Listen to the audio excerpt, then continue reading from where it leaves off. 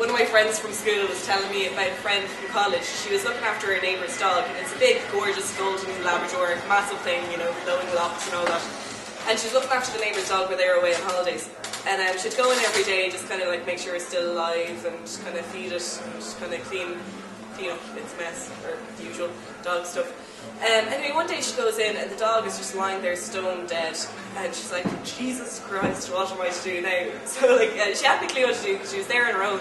So she goes to the golden pages and she gets a number for a vet, and she just calls up and she's like, here, look, listen, I'm looking after my neighbour's dog and he's after dying on me.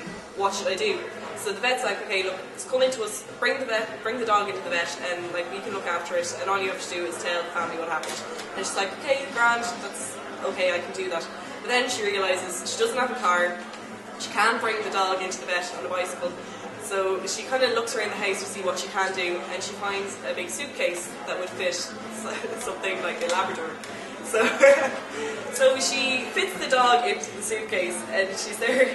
So she has to get to the vet, which is about 15 minutes away, but she has to get the bus because the suitcase is really heavy.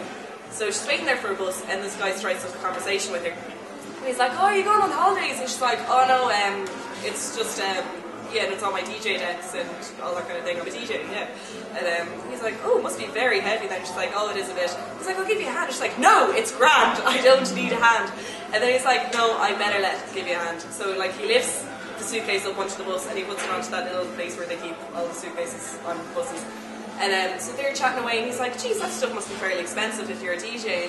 And of course she knows nothing about DJing, so she's just kind of shying around the prices, and she's like, yeah, a few hundred here and there, yeah, basically. And he's like, geez, that appears interesting. And then she's like, oh, this is actually my stop. And he's like, this is my stop too. So he's like, I'll give you a hand again. So the two of them get off the bus, and he lifts the suitcase off the bus. So she's just kind of looking for her phone, and then in the minute that she went through her bag, she turns around and she sees her man pegging it down the road with the suitcase. And she's like, oh Lord, holy, he's after stealing the dead dog. So we never found out what happened to the corpse of the dead dog.